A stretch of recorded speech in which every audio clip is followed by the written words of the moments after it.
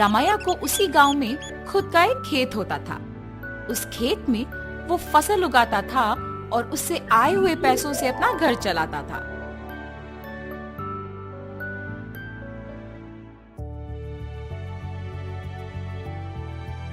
हमेशा की तरह इस साल भी फसल तो मैंने उगा दिया। अब गर्मी की मौसम शुरू होने वाली है, जल्द ही तरबूज के बीज डालने पड़ेंगे। ऐसे सोचकर तरबूज के बीज लेके अपने खेत की ओर जाता है। अरे रे, मैं तो भूल ही गया कि इस साल गांव में पानी नहीं है। मुझे अपने खेती के लिए पानी कहीं से भी लाना होगा, वरना इस साल मैं अपना घर नहीं चला पाऊंगा। ऐसे अपने आप में सोचते हुए दुखी होता है। इतने में उसके पड़ोसी खेत का मालिक विश्वनाथ रामैया को देख उसके पास आता है। अरे रामैया, इतना क्या सोच रहे हो कि मेरा आना भी देखा नहीं तुमने? विश्वनाथ, तुम्हें तो पता है कि मैं हर साल चावल की फसल के बाद तरबूज उगाता हूँ, मगर इस साल गांव में पानी ना होने के कारण मैं तरबूज नहीं उगा सकता हूँ। मैं अपना घर कैसे चलाऊंगा? क्या तुम पानी के बारे में इतना सोच रहे हो? उसमें क्या है, इस सारे गांव में सिर्फ मेरे ही खेत में तो मोटर है। मेरे मोटर का उपयोग करके तुम हमेशा की तरह अपने खेत में तरबूज उगाओ। मैं तुम्हारा एहसान कभी नहीं भूल सकता हूँ। ऐसे कहकर उसके खेत में मौजूद मोटर के सहायता से पानी का उपयोग करके तरबूज उगाता है। कुछ ही महीनों में उसके खेत में तरबूज अच्छे उगते देख बहुत खुश होता है। हर साल से ज्यादा तो इस साल तरबूज उगे हैं, इनको बेचूंगा तो बहुत सारे पैसे मिलेंगे। ऐसे सोचकर सारे तरबूजों को बेचने दुकान जाता है। वहाँ दुकानदार तरबूजों को लेके पैसे देता है। ये सब उसी दुकान के पास मौजूद विश्वनाथ देखता है। रामैया को तरबूज की फसल उगा के बहुत सारे पैसे मिले हैं। मेरे पानी देने के वजह से ही ये उसके लिए मुमकिन हुआ है, इसीलिए आए हुए पैसों में आधा हिस्सा मुझे मिलना चाहिए। इसके बारे में मुझे रामैया से पूछना होगा। रामैया, मेरे पानी देने के वजह से ही तो तुम इतने तरबूजों को उगा सके हो। हाँ, आपने सच ही कहा है। उस दिन आपने अगर पानी नहीं दिया होता तो आज मेरे हाथों में पैसे नहीं होते। अगर मैं तुम्हें पानी नहीं देता तो तुम्हारे पास आज पैसे नहीं होते ना। मतलब तुम्हारे हाथ में जो पैसे हैं उसमें आधा हिस्सा मुझे मिलना चाहिए ना। ठीक है जी, आपको सिर्फ इन पैसों में आधा हिस्सा चाहिए ना। लीजिए, आप ही की वजह से तो ये मेरे पास आए हैं। ऐसे खुशी से पैसे देता है। मैंने सोचा कि तुम पैसे नहीं दोगे, लेकिन तुमने मेरा एहसान बाकी चुका दिया। मेरे पूछने पर बिना सोचे तुमने पैसे बस दे दिया। तुम अगर ऐसे ही रहोगे तो तुम्हारी अच्छाई ही तुम्हें नष्ट कर देगी। ऐसे कहकर पैसे लेके वहाँ से चले जाता है। अब मेरे पास कुछ ही पैसे बचे हैं, इनके साथ मुझे कोई व्यापार शुरू करना होगा, मगर कौन सा? ऐसे सोचते रहता है।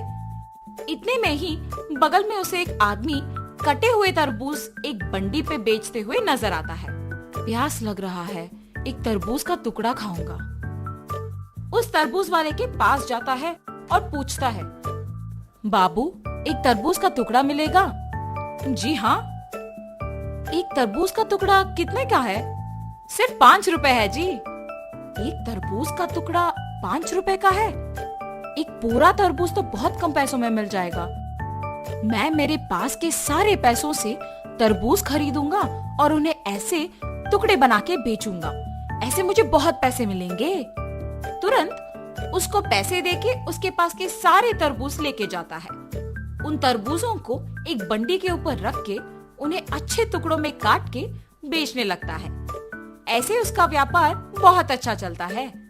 हर रोज की तरह एक दिन वो जब तरबूज बेच रहा था, आप सबको पता है कि इस गांव में कुछ दिनों से चोरी हो रही है। जो भी इन चोरों को पकड़ के जमींदार जी के हवाले करेगा, उनको जमींदार जी अभिनंदन करके तोहफा देंगे। उस विज्ञापन को रामैया सुनता है। उस दिन दोपहर को 4 आदमी उसके पास आते हैं। बाबू, हमें 4 तरबूज के टुकड़े दो ना। बाबू, आपको इस गांव में मैं कभी नहीं देखा। गांव में नए आए हो क्या? हाँ जी। किसके घर में रह रहे हो बाबू? पास में जान पहचान के लोग हैं तो उन्हीं के घर में है। इतने में रमैया को सुबह का विज्ञापन याद आता है। वो लोग भी हिचकिचाते हुए उसको पैसे देके जल्दबाजी में वहाँ से निकल जाते हैं। मुझे इन लोगों को देख के लग रहा है कि यही वो चोर हो सकते हैं। इनका पीछा करूंगा तो सच पता चल जाएगा, मेरा शक भी चला जाएगा। ये फैसला करके उनका पीछा करता है। उन लोगों को एक घर में घुसते हुए देखता है। खिड़की में से उन लोगों को देखते रहता है।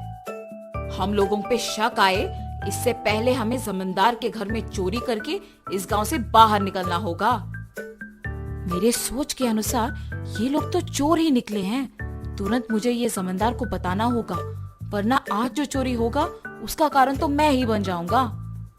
तुरंत वो वहाँ से जमींदार के पास जाता है। जमींदार साहब, जमींदार साहब। अरे क्या हुआ रामैया, यहाँ आए हो? इस गांव में हो रही चोरियों के पीछे जो लोग हैं वो मुझे पता है, यही बताने आपके पास आया हूँ मैं। इतना ही नहीं, मैं उन्हें ये कहते हुए सुना कि वो आज आपके घर में चोरी करने वाले हैं, इसीलिए तुरंत आपके पास आया हूँ। ऐसे सब कुछ जमींदार को बताता है। क्या तुम्हें पता है कि वो लोग कहाँ हैं? जी साहब, पता है। सेवकों, तुम लोग अब रामैया के साथ जाके उन चोरों को पकड़ के मेरे पास लाओ। जी प्रभु। जमींदार के आज्ञा के अनुसार सेवक उन चोरों के घर जाके उनको पकड़ के जमींदार के पास लेके आते हैं। उन चोरों को पकड़ने के लिए गांव वालों के सामने रमैया का अभिनंदन किया जाता है और जमींदार उनके वचन के अनुसार उनके जायदाद में एक हिस्सा उसको देते हैं। तुम्हारे अच्छाई की वजह से ही तुम उनके जायदाद में एक हिस्सा पाए हो। हमारा नया वीडियो कल रिलीज हो रहा है। सबसे पहले पाने के लिए सब्सक्राइब करें। हमारा काम पसंद आता है तो शेयर जरूर करें और ये वीडियो कहाँ से देख रहे हैं वह हमें कमेंट करके बताएं। धन्यवाद।